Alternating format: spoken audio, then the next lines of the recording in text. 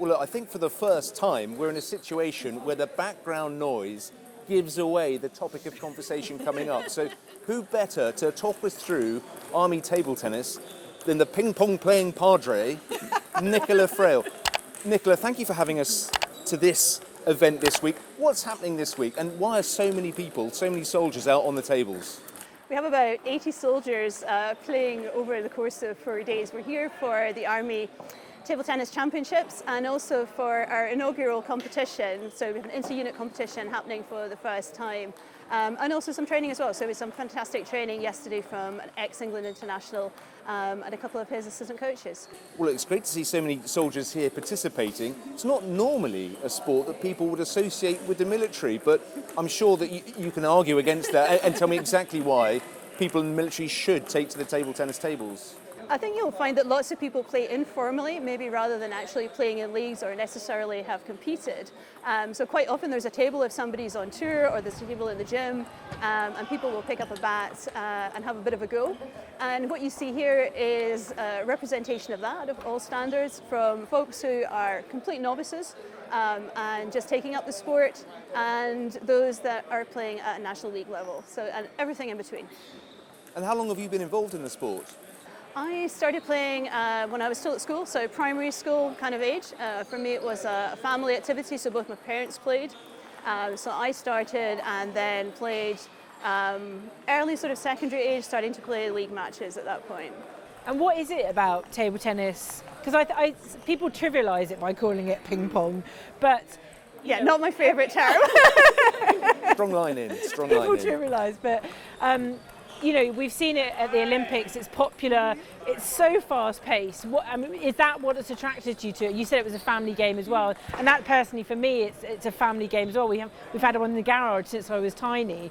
So is that what it is, or what is it that keeps you in it as well? I just love it. I mean, I've played, say, since I was a youngster, had long gaps of not playing and then always eventually kind of come back to it. And part of the appeal is that you can do that at different stages of life. So you can play as a youngster, you can take up the sport as an adult, you can come back to it, and hopefully I'll still be playing into my dotage, and that's not true for all sports that you can do that. So hopefully, there's longevity with it, albeit probably playing a little different style, along the way. And what have you done in your time in the Army to make sure, because this event is bigger than you've had in the past, and you say that numbers are growing. What have you done to ensure that people come to table tennis and retain them as well? So I think Hannah, who has been acting as our media representative for the last few years, has done a phenomenal job in getting the word out more broadly. That we're here, we're a minority sport, but our numbers have grown from around 40 or so a few years ago, and just year on year, with the exception obviously of COVID. And I think part of it is word of mouth. People come, they have great fun, they get some coaching, they get a chance to compete. And we just find that that it's now starting to blossom, which is wonderful to see. So I think being able to use social media to best advantage has really helped us to get the word out, as well as the word of mouth of our players as well, who are great advocates for the sport. Well, I was going to say, looking at the talent on display, it is a real physical workout, but it's the mental aspect of table tennis that appeals to me. Some have described it as a very physical game of chess. When you're playing table tennis, does it help you switch off from everything else? It does. Yeah, I can genuinely say when I'm playing, I'm not thinking about anything else that is going on in life. So it is really good for helping you to focus in the here and now, that particular moment. And I think actually Table Tennis England have picked up on this in terms of mental health and well-being, that table tennis is really beneficial for a lot of people. So it might be partly that it's social, it tends to be that too.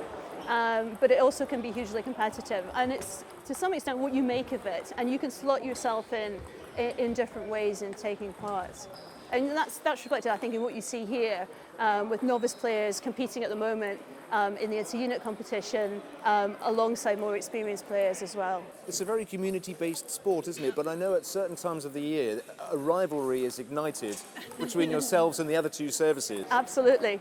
But away from that intense inter-services, do you guys get together, and do you play as a tri-service? So we'll compete each year. We'll field two men's teams, an A and B team, at the inter-services and a ladies team. So we'll do that year on year, and of course we're always keen to beat the RAF and the Navy.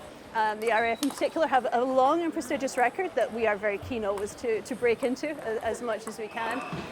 So we'll do that next month, and we'll see how it goes.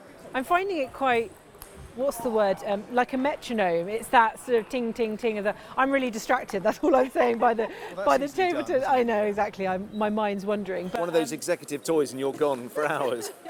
I wanted to bring it back to the fact that you mentioned you have coaching from some of, the nation's top players. Do you think that's a privilege that the military it happens quite a bit in sort of military sports, in that they manage to engage with those top players? Is that something that, I say privilege, but it's something that the military allows you to do because people want to come and help, the Army, the RAF and the Navy? I think there's an element of that. We've been incredibly fortunate. We've had Alison Brough, who is England's most capped player at an international level, come and coach us on several occasions, and that's been brilliant to have. And most recently we had Jason Sugar, who is a ex-England player and professional full-time coach as well. So we have been very, very fortunate to have some great coaching in recent years. And we also are trying to do coaching development within our own players as well. So we have some players who are qualified as coaches or who are hoping to do coaching courses to be able to do a bit more to support at the grassroots level. Yeah, you're one of the leading lights in the Army ranks, because I saw you doing some coaching yesterday, but you're also part of that Army women's team. So do you play against civilian opposition as well?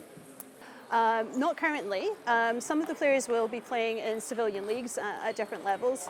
As we're posted on a regular basis, that's actually quite difficult sometimes to slot ourselves into civilian teams and then to move on and be able to do that with the seasons as they are. So that ebbs and flows, I think is probably fair to say, in terms of playing in civilian teams. So for me, it's been a few years.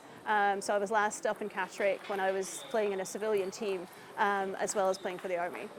And how does sport, table tennis most notably, because we're here and we're talking about it, but I know that you do other sports, but how does that slot in with what I imagine is a very busy work life as a padre as well? So where does it slot in? Do you have to prioritise sometimes? I think Can you? the work is prioritised over the sport is the reality. And then there are these wonderful windows where hopefully we're able to block out the time to actually come and both train and compete. So that happens for us primarily twice a year when we have the round robin competition in the autumn, and then we follow on with our championships usually in the spring, and then look ahead to inter-services after that. So we have three sort of major events, and then sometimes other competitions in addition to that too. So some of us were able to get over to the Ulster Open fairly recently, so that was a great opportunity to compete against some players from civilian teams as well. Well, look, you are a minister, you are a padre, and I imagine that has opened doors for you. But has table tennis opened a few doors to you? Have you been able to have a conversation with people using table tennis as a way in? Sport generally, yeah. Or sport generally. I think as far as the table tennis is concerned, then people just see me as another player. I happen to wear a different hat here as the president, and I play on the ladies team. So people see me kicking about in both of those capacities. Where I have engaged with sport, and I suppose what I would see as an extension of ministry, has actually been with Taekwondo rather than with table tennis. Not recently, but certainly a few years ago, where I was running some classes for adults and kids who were from within the military community. And so that was a lovely thing to be able to do, and sort of replicates something that I did when I was in parish ministry, of setting up a club to reach out into the wider community and form some connections there. So that has been a lovely thing to be able to do, certainly in the past. Well, let's just take you back a bit. What was your training like? When did you decide that this was the job for you? So I was ordained in 2000, so it's a good long time ago. And then prior to that, I had 4 years of training.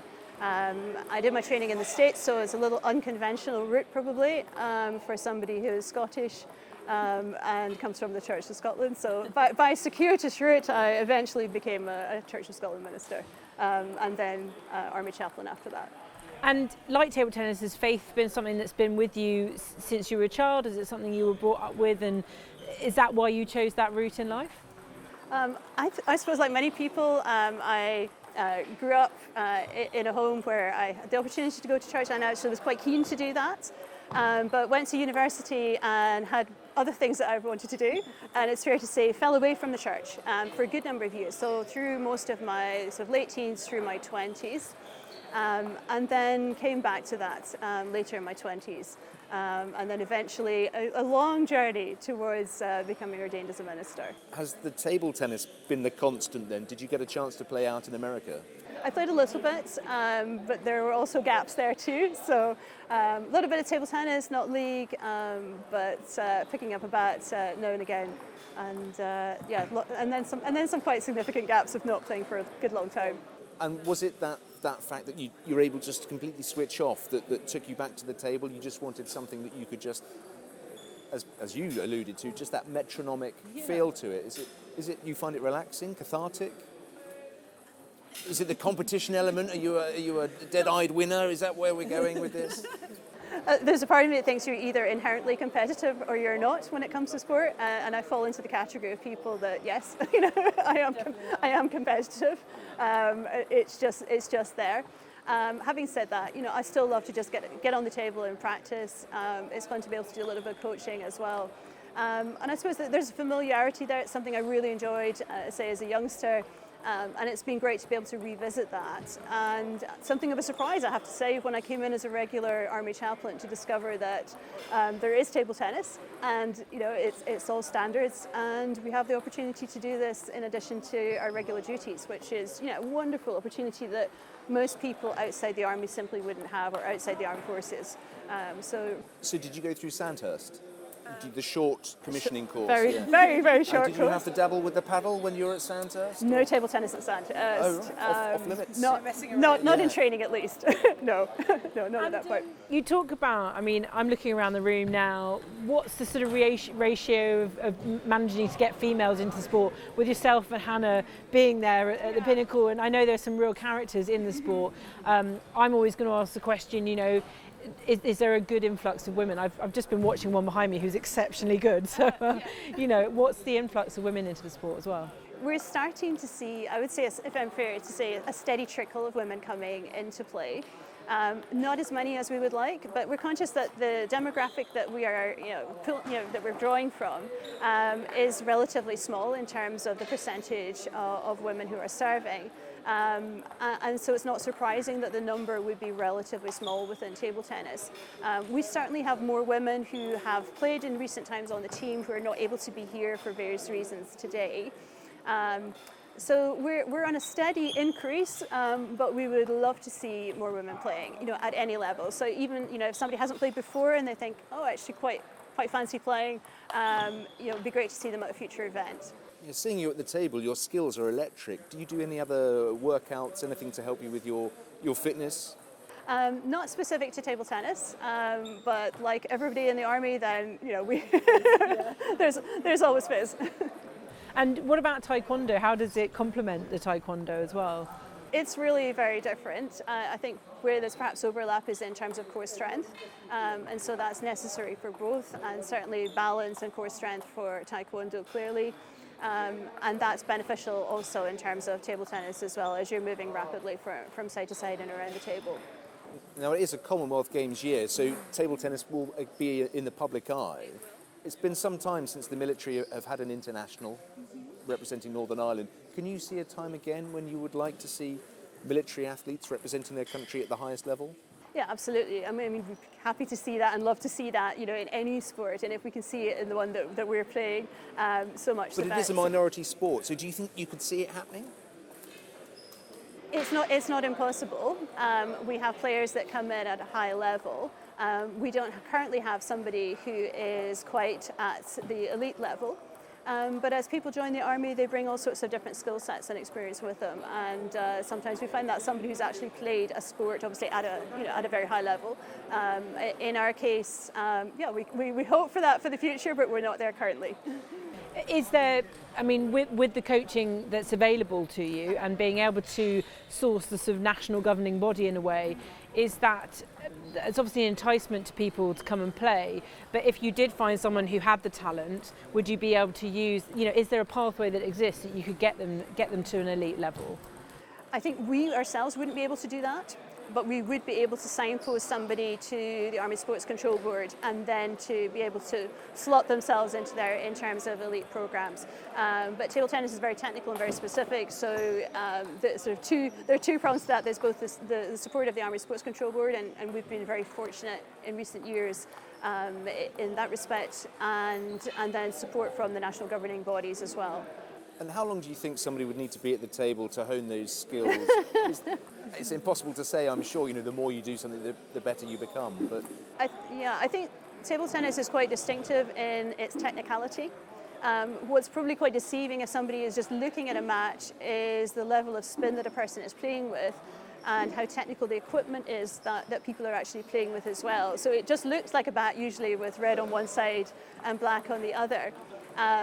Behind that lies quite a bit of technology in terms of what a person is playing with. And that is in many respects the unseen part of the game. So those that are playing will be watching for the level of spin and the amount of spin that is coming off the ball.